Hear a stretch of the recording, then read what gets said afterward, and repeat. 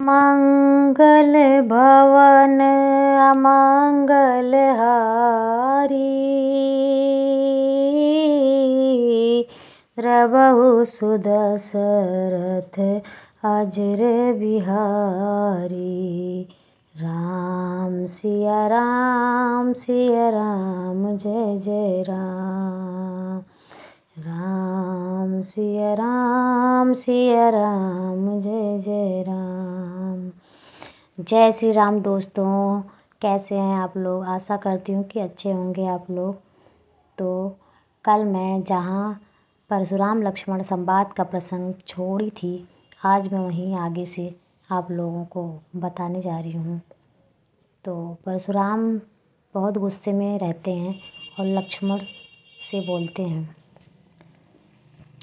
मेरे इस लहू कुल्हाड़े ने लहू की नदी बहा दी है। इस आर्य भूमि पर कई बार छत्राणी राण बना दी है। तो लक्ष्मण बोलते हैं, देखिए छुपा लीजिए, कहीं नज़र न लग जाए आपके इस फरसे को। तो फिर लक्ष्मण बोलते हैं, क्यों बूढ़ा फरसा दिखलाकर क्षत्रिय जवान को डरा रहे।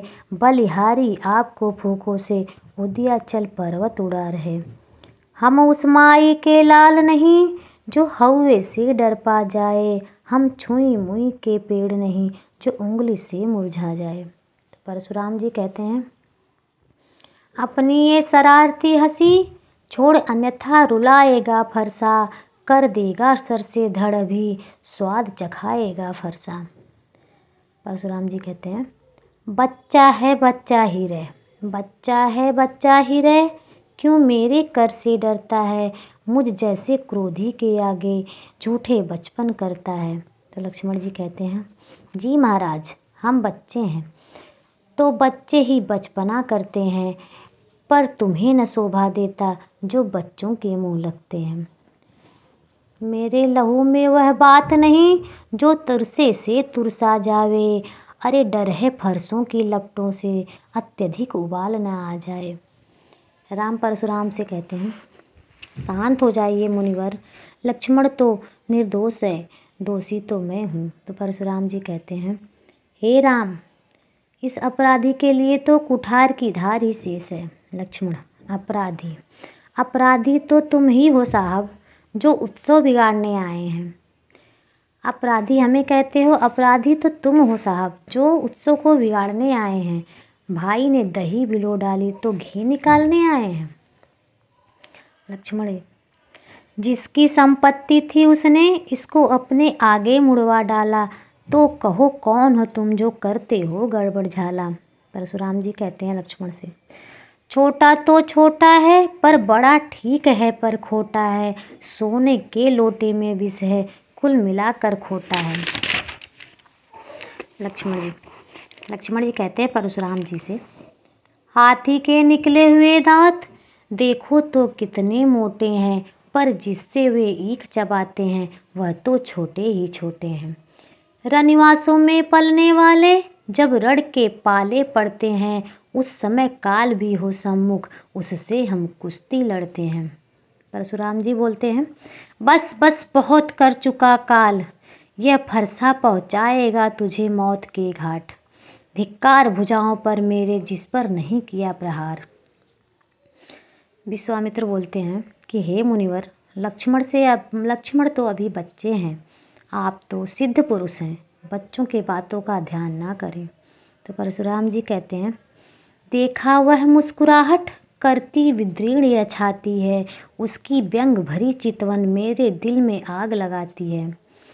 कहते हैं विश्वामित्र जी से परशुराम जी, उसको भी तो कुछ शिक्षा दो, उसको भी तो कुछ शिक्षा दो। मुझको व्यर्थ ही समझाते हो, मेरी आँखों के आगे से किस लिए नहीं इसे हटाते हो। लक्ष्मण, अगर हम इतने ही नहीं पसंद हैं तो। लक्ष्मण जी कहते हैं परशुराम जी से, अगर हम इतने ही नहीं पसंद है तो अपनी स्वयं कर लीजिए आंखें बंद। आँखों से आंखें डरती हैं तो आंखें मूंद चले जाओ। कहते हैं लक्ष्मण जी, आँखों से आंखें डरती हैं तो आंखें मूंद चले जाओ। छाती विदीर्ण होती है तो छाती पे हाथ मले जाओ। तब बिना बुलाए आए थे, अब बिना कहे जा सकते हो। अनुराग धनुष खंडों से है तो इसको भी ले जा सकते हो। तो राम जी कहते हैं परशुराम जी से, शांत हो जाइए मुनिवर, हम बड़े, कहते हैं शांत हो जाइए मुनिवर,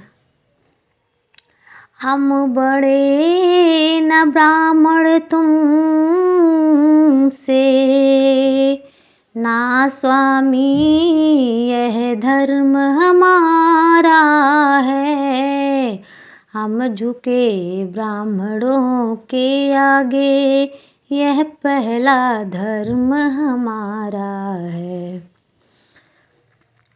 अधिकार ब्राह्मणों का ही है, सरताज हमारे होते हैं। मुनिराज ब्राह्मणों द्वारा ही सब काज हमारे होते हैं।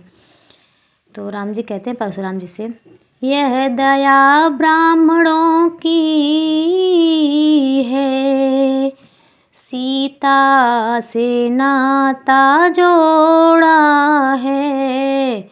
यह कृपा आपकी ही है मुनिवर, शिव धनुष राम ने तोड़ा है।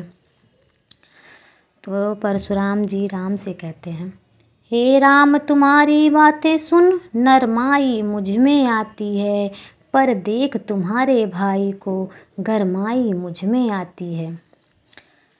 देखो उस ओर तनिक, देखो उस ओर तनिक, वह अभी भी मुस्कुराता है। उसकी यह रह रह कर मुस्कुराना बिजलियां मुझ पर गिराता है। मैं पत्थर सा हूँ खड़ा हुआ, मैं पत्थर सा हूँ खड़ा हुआ, दुविधा में चित पड़ा हुआ है। अब बस इसे मार ही डालूं, हे राम यह बताओ तुम।